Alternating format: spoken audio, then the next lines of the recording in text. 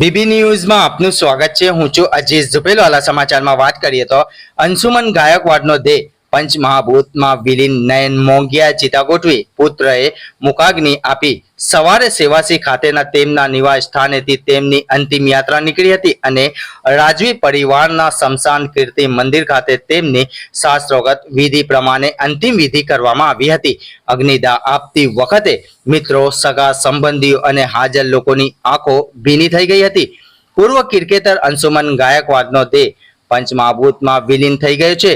અંશુમનના સાથી પૂર્વ ક્રિકેટરો અને બીસીસીઆઈના પ્રેસિડેન્ટ રોજર બિન્ની ઉપરાંત અંશુમનના અન્ય સાથી ખેલાડીઓ એવા પૂર્વ ક્રિકેટરો કિરણ મોરે, નયન મોંઘિયા, અતુલ બેદાદેએ ચિતા ઉપર લાકડા મૂકીને શ્રદ્ધાંજલિ અર્પણ કરવામાં આવી હતી।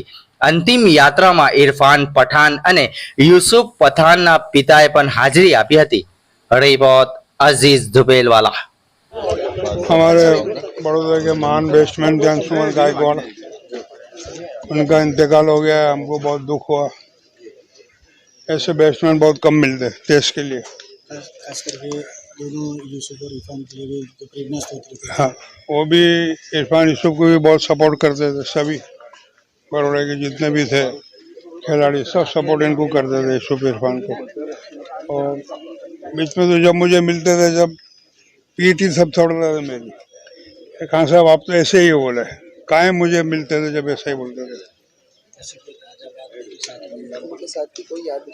नहीं वो तो नहीं, वो कभी मिलते थे ग्राउंड पे तो यूसुफ इरफान हो, मैं अभी हूँ तो मुझे आके स्पेशल मिलते थे।